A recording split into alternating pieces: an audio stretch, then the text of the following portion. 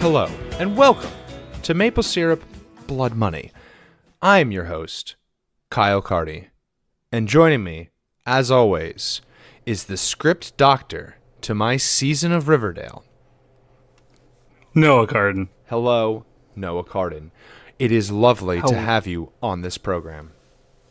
Hello, Kyle Carty. How are you? I'm good. I'm a little tired, Bubby. It's been a busy week for your boy, but I'm excited. I'm jazzed. I woke up this morning thinking I would get to watch a musical episode, but it was not there. Not yet. But hey, Noah, it's our anniversary. It is. So 1 year ago today, we did our first episode and launched it and everything. I think it was the first episode went live. The first episode went live today. It's because it's on my Facebook, like on this day shit. Yeah. Yeah. So today, boys, girls, and non-binary listeners, and really just any listener. Hi, listeners. We're gonna talk about how we would do the dang thing. How we would do the dang thing. I think if you've been listening to this show for any amount of time, you have an idea of where we might be going with this. But I'm not sure if we know where we're going with this. Oh, I have done zero prep work. Oh yeah, same here. Tight. Hi, everyone. I hope you're ready for some engaging content. I hope you're excited for some impenetrable concepts if you're not a part of the RPG community, because I'm sure that's going to just seep its way in like it always does. Oh, that's where I was starting, homie. Yeah, so hey. Yeah. No one has ever actually told us that our podcast is unapproachable, but like we know, right? Yeah. So yeah, if it's not anybody in like our direct kind of like community of friends, yeah, that we have, like I just kind of assume that it's people. These bounce off of people. Yeah, we have a very specific demo. Yeah. So yeah, we are gonna be making our own season of Riverdale, and I think, Noah, we should put ourselves on the timer. We should time ourselves. We have 30 minutes to make this season of Riverdale. Starting now. Go. How do we want to start this? So I assume we're gonna go ahead and just get the casting out of the way with the current cast that we have. Oh yeah, we want to keep so I think we do, rather than doing like that whole like my fantasy budget. So here's what I'm thinking. We keep the cast, we keep the general setting of like this like modern sort of It Follows-y Riverdale. And then we sort of just go from there, cuz I don't want to recast any of these kids because they're all talented. No. It's just the writing that isn't living up to them. Yeah. Yeah, I don't think there's necessarily been a bad role in the series so far, but it's yeah, like you said, it's been mostly the writing and just sort of the kind of inconsistency there. So, I think the first thing is just straight up the whole Sabrina supernatural shit is in wholesale. Oh yeah, huge buy-in, absolutely. I'm thinking that our reimagined Riverdale is a horny teenage horror series. Like, I know it's a little late to get that Teen Wolf money, but I am thinking that instead of just doing like we're all horny monsters, like I want to also turn into our fantasy D&D-esque goofs where like these kids sort of do have character classes. And yes, the Archdeacon, I mean canon, the Archdeacon is a lich in our universe, yeah? Yeah, she is some sort of, I feel like, all right, so in season 1 she was definitely a lich. In season 2 she's still a lich, but she seems to have like shifted some of her evil to Penelope. Yeah, Penelope is siphoning off her soul power. I feel like there's sort of a Sith master apprentice kind of thing. Man, happening. See, if we weren't on a timer, Noah, I would go on a long diatribe about how fucking stupid the Sith thing is, where it's like, there's only 2 of us, and also, I know that you're gonna kill me, apprentice, so, like, why did I take you? Like, what the fuck? What a bad form of, like, leadership, huh? Yeah, no, it's very, very bad. So we have our fantasy setup. Yes. So, I guess let's start in season 1. Do we want Archie to have been molested by the CW token pedophile? Oh man. Because like that is sort of the beginning of as some of our fans have pointed out, sort of the beginning of Archie's like uncontrolled nosedive into mental unwellness. Oh man. I don't like it. But I feel like the network might force us to. I feel like it has to be there because that's like... They do it in every show. Well, that was like one of the first things I heard about this show is like... Archie's boning an adult. Archie's boning Miss Grundy, and Miss Grundy is like a late 30-year-old. And I was like, what? I have to watch this show. What the hell is going on? Yeah. I just heard that it was a grimdark Archie, and that was all I needed. But okay, so the network is forcing us to include a very gross pedophile plotline. So yes, how do we want to handle this pedophile plotline for Archie's arc? Because maybe Archie's trajectory is kind of similar to what it was in season 1, but maybe he does have a little more to do. So, like, who is Archie and why is... Okay, so Archie... I got it, Noah. Here it is. Okay. So Archie is this, like, mythical babe.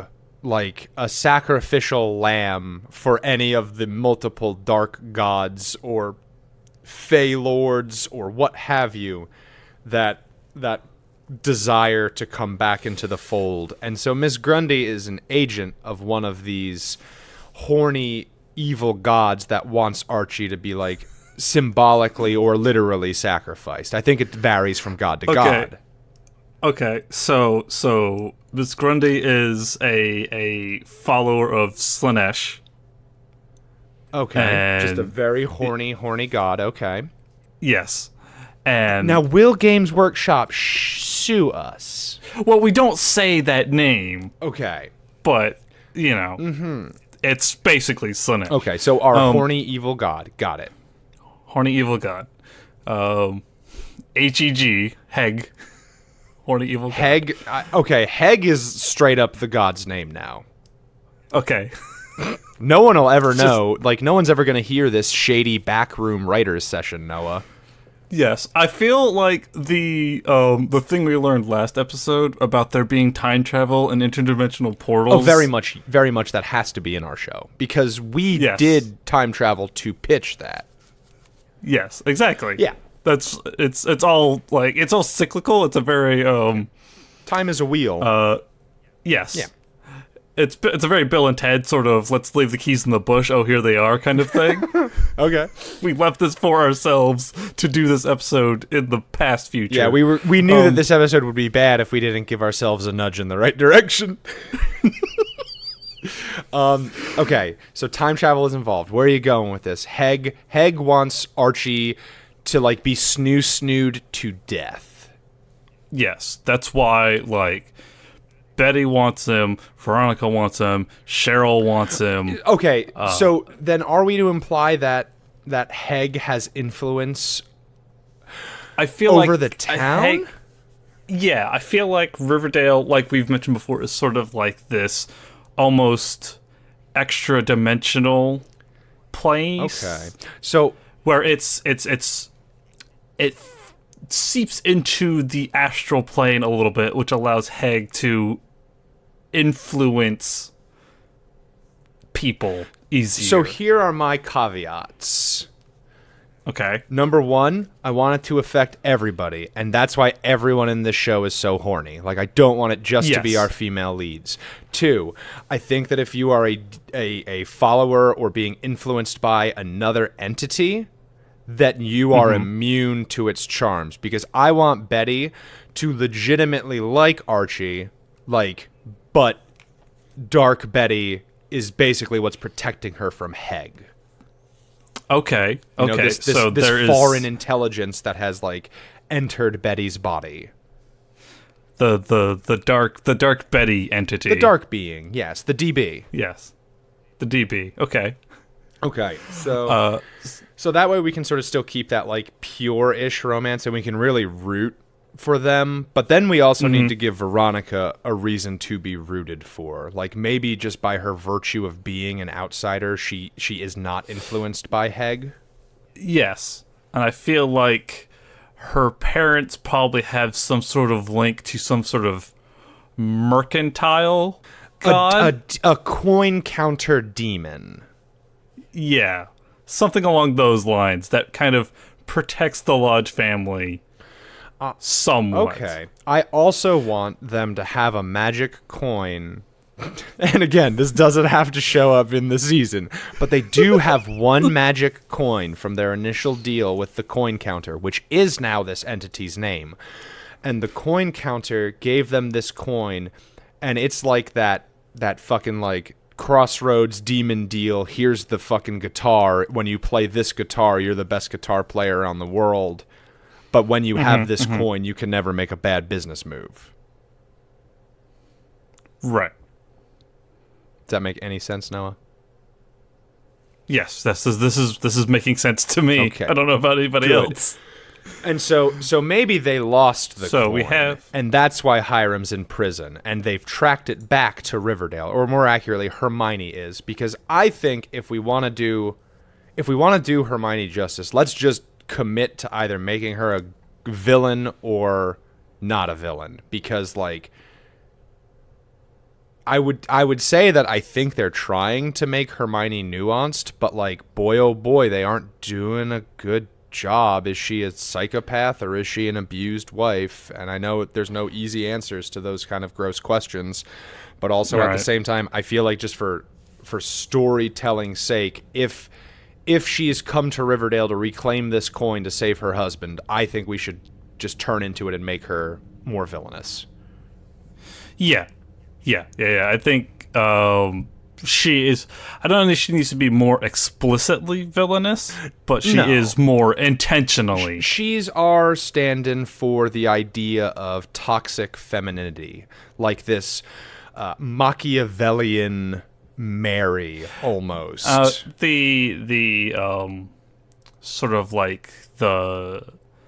the femme fatale, the shrew kind of archetype rolled into where toxic masculinity manifests its way through loud violence and stuff like that. Toxic femininity very much is about emotional manipulation and society's expectations of women that aren't healthy when taken to extremes.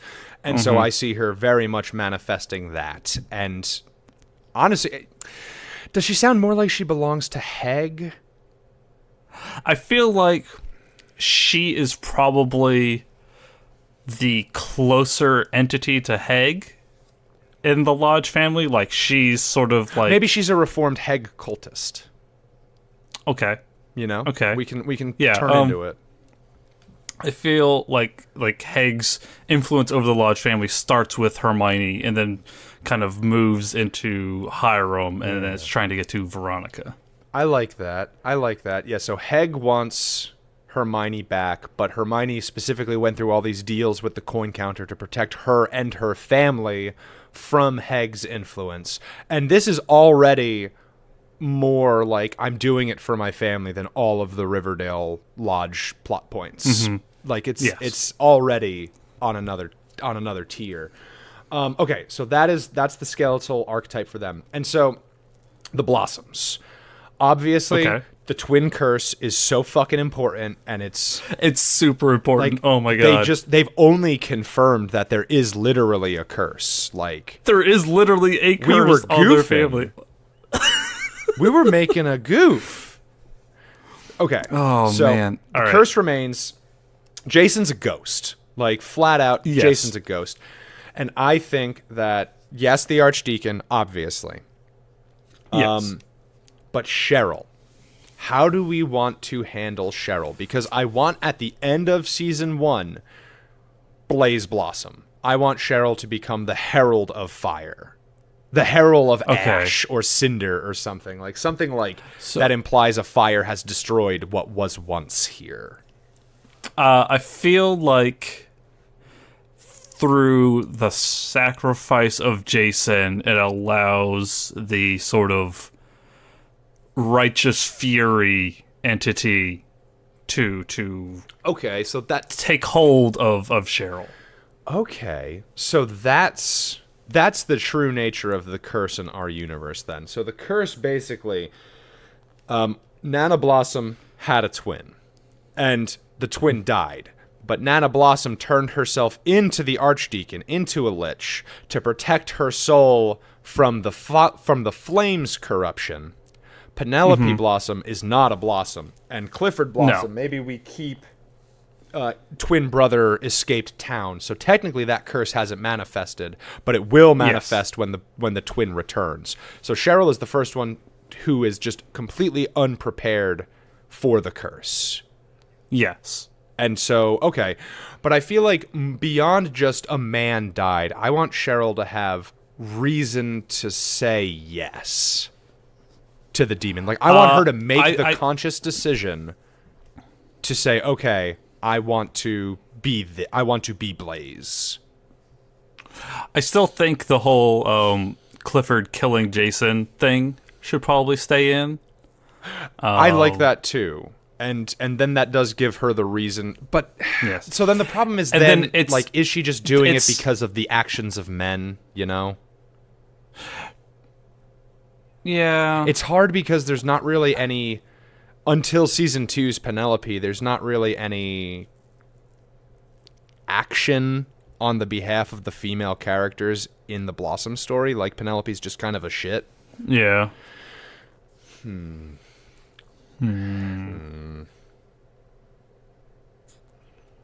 I do think that Ghost Jason needs to be, like, whispering in Cheryl's ear. Very much. Very much. Okay, so what about this? Hey. I'm pretty sure in season 1, didn't Cheryl see, like, a burning Jason or something? Or am I drunk? No, his death was water-based. There was probably no fire. Yes. So, maybe there's 2 ghost Jasons. And one of them is the manifestation of the curse trying to wear her down, and the other one is a Jason Blossom spirit that is actively trying to ward and warn his sister from this entity. Mm-hmm. You know? I kind of like the idea of toying with Jason, because then we can have a couple, like, really interesting, like, maybe seance episodes. We can get that Hasbro Ouija board money. Yeah, Ouija. That made money at the box office. We can get that Ouija money. But yeah, Hasbro will throw money. Is there cover girl ads? Oh yeah, for sure. There's only one makeup in the universe, and it is CoverGirl, which also does sound like a cult, like the Children of the CoverGirl. Like, tell me that's not a cult about a hidden something. All right. Yeah. So then we have our characters, like, rough back. Jughead. It's Juggy. Juggy. Is Juggy our Innocente? Is Juggy just our Call of Cthulhu investigator? Yeah, I think so. I like Jughead as sort of the writer investigator character he is in the show. I want this concession. Heg makes everybody horny. I want Jughead to go back to being Aces, and that makes him immune to Heg's influence. Yes. I don't want this Jughead horny boy. I want Jughead the hamburger boy. Yeah, I think we have like a moment where it's like, oh, maybe, and then it just, nope, it immediately, like, it just does not work. Yeah, no, it does not happen. Oh! So when he's getting close to cracking the Grunderman case, like, she tries to seduce him, thinking that her like, cleric spells will work against Jughead. Unbeknownst to her, he is immune to all charm effects. And that's sort of when it pops off, because she fails, and then that gives Juggy the information he needs. But it also tips him off to the fact that, wait, is magic fucking real? Yeah. And then in comes Sabrina. Okay, so we do want to work Sabrina in, because I was wondering if we wanted to intertwine, just get a little more weird with it. Like, hit this classism thing. Okay. I want to tie Jughead and Cheryl. I want to tie their plot lines together, because Cheryl is this very, like, privileged, entitled, classist bitch, and Jughead is very much not that. But I think maybe they're the only two that know what's going on, because the other ones, maybe they can chalk up their stories to just like, oh, this could feasibly be real. This might just be me kind of breaking down. But these two sort of come together, and that's the Ouija scene, but like after they have gotten Sabrina, because I think they do need to find a specialist. I don't know. I just really like the idea of playing Jughead and Cheryl off of each other in like a meaningful, platonic, like, everyone becomes a better person because of it way. Right. Yeah. No, I agree. Okay. So where next? So they have their so yeah, that's their season plot. What do we want to do with the other season plots, Noah? Well, Archie needs to have like a very central kind of pivotal role to everything. Okay. I think he needs to like kind of spearhead the sort of fight against Heg. Okay. After he kind of realizes what is going on. So how many episodes are we doing? Do we want to try to do a 13-episode season and just do 6 really tight storylines? Like 6-episode storylines that are just incredibly dense and we're not really wasting time? Yeah, no, I'm thinking like this is definitely a dense series, definitely more in tone with like a air quotes premium cable kind of show. Okay, so you want to take us more in like that like Westworldy sitch. Yeah. We want to do what True Detective shat the bed on. Yeah. Like, that show promised me some sweet-ass Lovecraft horrors, but boy, oh boy, they did nothing. It was just like, oh, here's some stars in the 13th episode, and I was like, cool, way to waste 12 hours of my life. Yeah. Okay, so, or maybe it was 6 episodes, whatever. Don't watch True Detective, it's fucking boring. Both seasons, all of them, they're terrible. Okay, so, Archie spearheads the charge. I think that's Archie's second plot line. Okay. We need to free Archie. How early are we introducing Sabrina then? Because I feel like maybe the Jughead Cheryl plotline sort of hits in the first 6. We front load it. We bring Sabrina in like 3 or 4, maybe 3, because then we have 3 episodes to disarm Miss Grundy. Yeah, I feel like instead we get our narrative, like our narrators it starts with Jughead and it moves to Sabrina and kind of goes back and forth, and Sabrina is kind of there initially in the background, and then like she comes forward for the whole like I like that. Freeing. Yeah. So what if we take it one step further? Each episode has a different character narrating it. And I think and follow me here, we can use this as a means of conveying horror. Like, the first episode, we have the Jugheadalogue, But then once we know something's like wrong with Archie, like we, the audience, know the dramatic irony of he is enchanted. Archie narrates episode 2, and it's this like completely different take on Riverdale, and it's whimsical, and even like the set design is influenced by this like rosy disposition of Archie. Like we take it to the fullest extent that we can. It becomes sort of that classic 50s like Archie Riverdale aesthetic for sure. And so then we hit maybe in, because I see Dark Betty's plotline being in our second half, and maybe in the Dark Betty plotline we have Betty narrate an episode in the first 6, just like actual Betty, and then in the back 6 we have Betty narrate an episode, except like we don't realize that it's Dark Betty narrating it until it's too late, and like the thoughts that it is having after a certain point are like horrific. And we can use this to show like the thought processes of these characters in a way that still sort of echoes the original show. Okay. Yeah. So then, does Betty join in the front half? Does Betty join team classism, team class warfare? I don't think so. I don't think she is. She might like show up for like bits and pieces, but I don't think she's going to be like as aware of what is going on until like. What is she doing then? Because she needs to have something to do, and if she's not under the influence of Heg, I feel like when she does sort of naturally learn that there is like a horny evil god making people do shit like this, maybe she does sort of gravitate towards Archie's best friend Jughead, like in media res. Because I like the idea of maybe Sabrina like knowing immediately that something is wrong with Betty. Like she's terrified of Betty.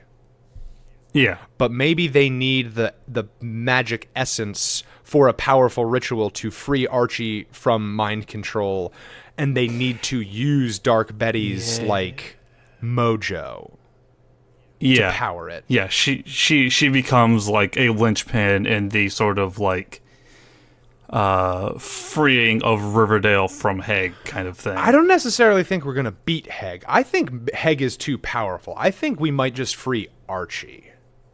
Okay. Because our primary cast is already more or less free of Heg. They all have their own entities that are protecting them. But, like, we free Archie, and then that sort of starts Archie on whatever the second 6 is going to be. Okay. Because I do like the idea of horny teenagers going into the woods and getting eaten by a grue. You know what I mean? Like, we have to keep all of the other background characters that we're gonna kill. I think Heg is a fun way to make sure that they make bad decisions for dramatic reasons. Because they're getting sacrificed to Heg, basically. You're doing the nasty thing, and then you get eaten by a grue. Or a ghoul. Now, is the grue, when it appears, is it the Black Hood? Do we want to do the Black Hood as our second 6?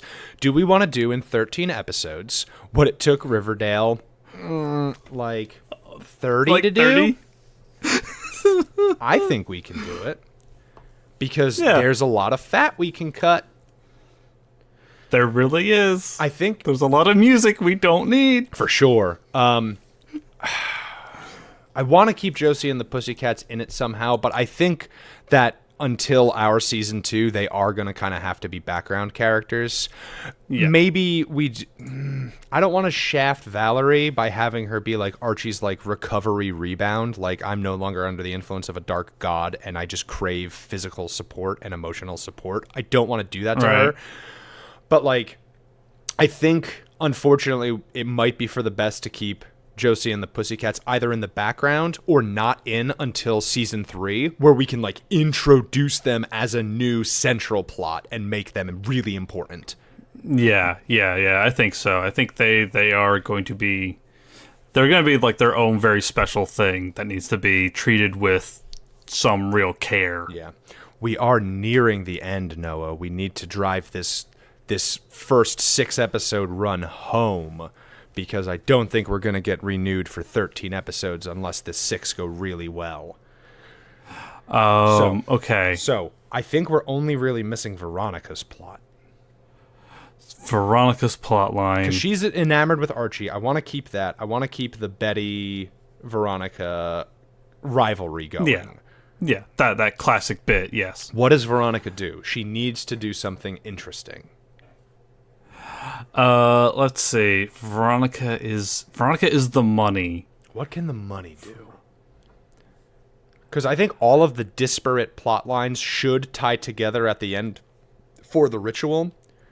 Mm-hmm. You know what I mean? Because that's one of my favorite storytelling tropes. But maybe... What's she doing? Maybe, like, the Lodge estate is, like, the nexus point. Maybe they have to, like... Well... It's on a ley line. Yeah, it's like the intersection of a bunch of ley lines within Riverdale, and it's, like, how Hag and any other entities are trying to, like... influence it. Push their influence through, and that allows, like, everybody has to go to Veronica to be able to free Archie. Okay, so performing the ritual on Veronica's grounds is enough to sort of give them the extra juice they need to free Archie from Hag, because they're not going to stop the ley line. Because she's the money, and money is power. Mm-hmm. So therefore, the Lodge household is power. Is Veronica our audience, like, surrogate? Where she's just like, what the fuck is wrong with this town? Like, I thought New York was debased. Yeah, maybe. Because I think Jughead also kind of plays into a little bit with him being the investigator, but to him it's all normal. You know what I mean? Like, Jughead is still conditioned by the environment he grew up in. True, very true.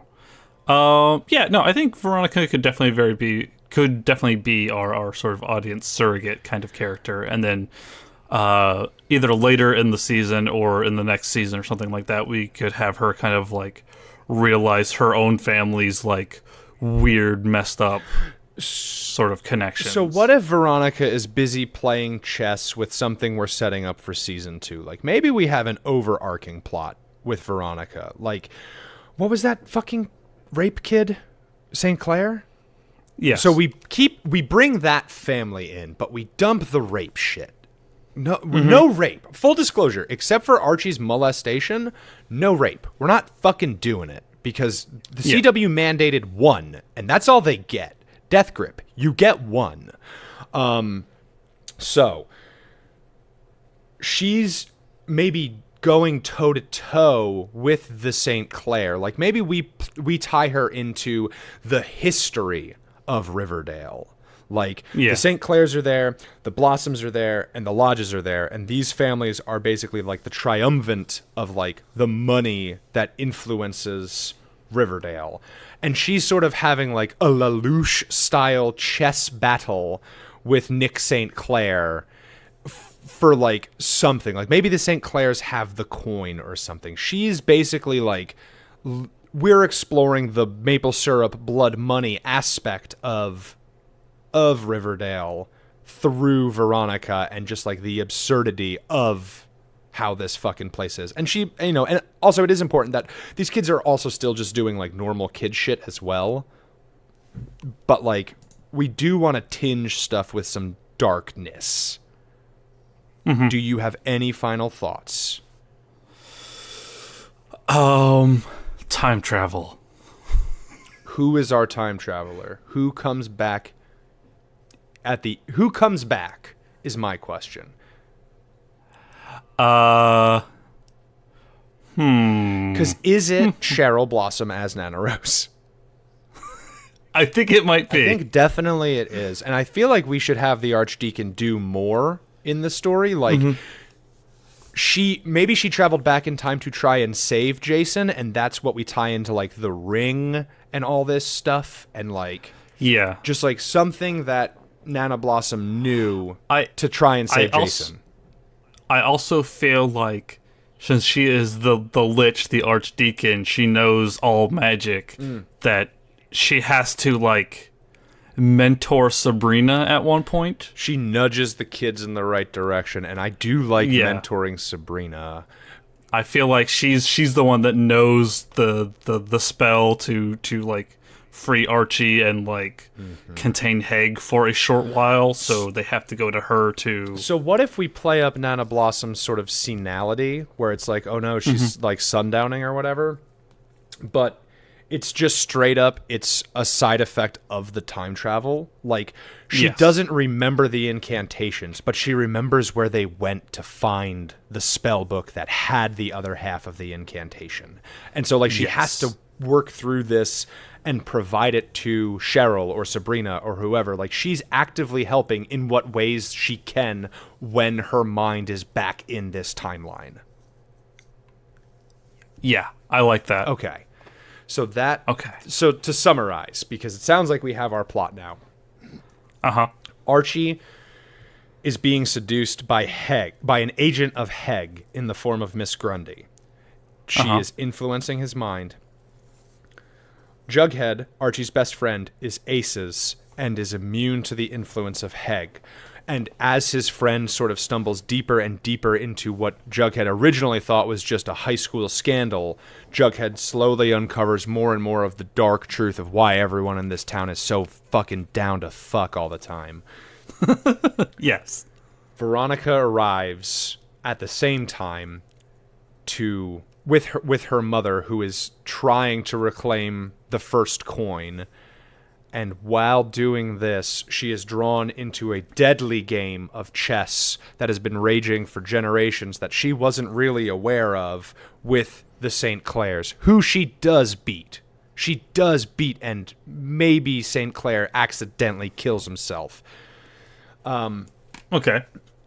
And then Betty is possessed by Dark Betty, and a lot of her stuff is just dealing with the terrible family life and trying to resist the influence of Dark Betty until she is tipped off to Archie's predicament, in which she does need to let Dark Betty in willingly to help Sabrina, who has joined Cheryl and Jughead on their quest to like stop ghosts and then eventually free Archie. Like, Cheryl strikes the deal where she's like, I'll help you, but first you have to help me. Yeah. And then, so they find Sabrina, we have all that, and yeah, that kind of covers it. They quest to save Archie and try and loosen Heg's grip over Riverdale. We have a very succinct, unapproachable 6-episode season. Yes, this is absolutely impenetrable, and nobody will watch it. Oh my God! That's what. But you know what? The future us wanted. Like, they wanted us to do this. Yes. We're planting the seed so they can make it in the future. Yes, we'll sell this to Archie Comics. Just get in touch with us. We'll get some of that cover girl money. Tweet this one. No, for this episode, you do need to tweet it at Archie Comics and at Riverdale. Oh God! All right, you have to. Oh man. Let's see what happens. Okay, you're happy with this? I think I'm feeling it. Yeah, this is a good use of our anniversary of the show. Happy anniversary. Yay, the paper. Oh my God. It's fun. I enjoy this podcast. I especially enjoy this bullshit that we do. Like, yes. I enjoy the show probably because we make it impenetrable. Yeah, kind of.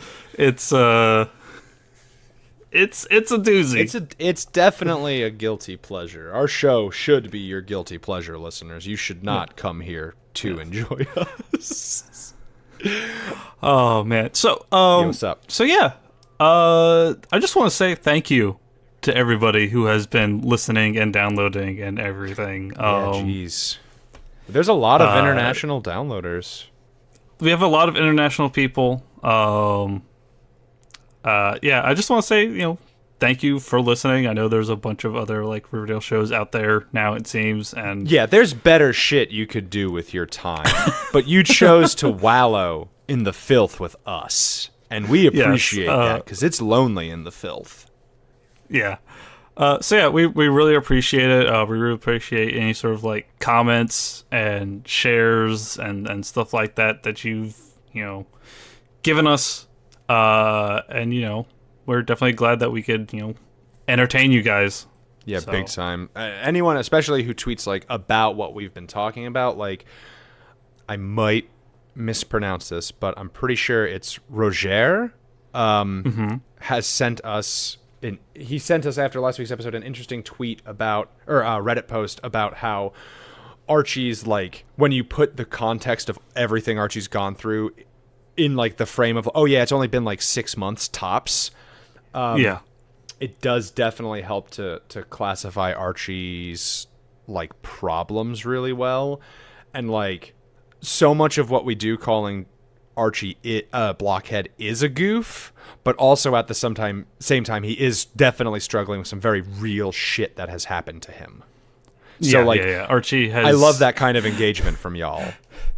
Like looking at the show from like an outsider's perspective, it's very easy to like see that this is all a bunch of like really traumatic shit that these supposedly 16-year-olds are going through, and that kind of explains a lot of like their sort of weird erratic behavior alongside their being so young and inexperienced and stuff like that. It's a show about a 15-year-old boy who got molested and then watched his dad get shot in front of him and then had his best friend bury him alive, and then get manipulated by a criminal businessman. Like, there's a lot of bad shit that happens to poor old Archibald. Yeah.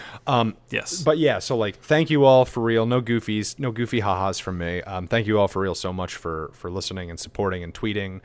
Please keep doing it because we don't advertise and that shows. But like, talking about it is so helpful for us, and we really appreciate every single thing y'all have done for us. Where can they find you, Noah? So they can find me on Twitter at Kamenotaku. That's KAMENOTAKU. I just tend to retweet a bunch of stuff. So but if you want to chat or whatever, just hit me up. You can find my other shows. The Role Playing Exchange is the main one I do, which is oh my god, it's a role playing. Actual play and discussion podcast. So. What? I also guest on the Technical Difficulties Gaming podcast every now and then, so you can check them out as well. And Kyle. Yo, what's up? It's your boy Kyle. You can find me on Twitter at Best Pal Brigade. You can watch our stream on Twitch at twitch.tv/Best Pal Brigade. Facebook.com/BPB Games. If you like what I'm doing here and you don't hate me, if you could follow me on those, that would be hugely helpful because of how like search algorithms work. But I get it. You got stuff to do with your life. But if you love me, please help me. I have a Patreon that's going to be ending no, not a Patreon that's ending. I have a Patreon, patreon.com/Kyle Carty. I post a lot of role-playing game supplement stuff. I have a Kickstarter that's ending shortly, Savage Tokusatsu. It is $12 away from being $6,900. Nice. So if you want to check that out, please do. That's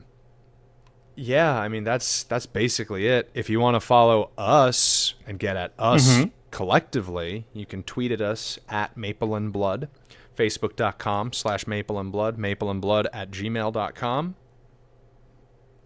mapleandblood.podbean.com, mapleandblood.wordpress.com, and mapleandblood.tumblr.com are some of our other websites. So, yeah. Gosh, I got nothing else. It's been weird. It's been a weird year. This show has been an emotional roller coaster of love and hate for me. It really has been, and I appreciate you coming along the ride. Hey, with me. To be fair, I think I was the one who asked you to do a podcast with me. Yeah, I love doing this with you. Like, if we didn't do this show, I don't think I would have continued watching Riverdale once it started to get like real gross. So I'm enjoying it. They have been confirmed for a third season, so we'll have to see how that goes with how the rest of the season clears out. I just hope Sabrina's good, but like it just sucks that we're not getting Sabrina in Riverdale proper anymore. I feel like that's definitely when we started to lose the magic, literally and figuratively. Yeah. I think like a bunch of the producers and like showrunners and stuff like that still want to do like a crossover, but it's just not going to happen right away, which really sucks. Well, but that'll do it for us. Hey. Yep. We're excited about the musical, which airs soon, Noah? The 18th is the Carrie the Musical episode. So we'll be back a little after that then. So you ain't going to hear from us for a bit. Like a week or so. Yeah. So, for Maple Syrup, Blood Money, I have been your horny, evil host, Kyle Carty. And I have been your entity of righteous flame and damnation host, Noah Carty. Thank you for listening. Thank you.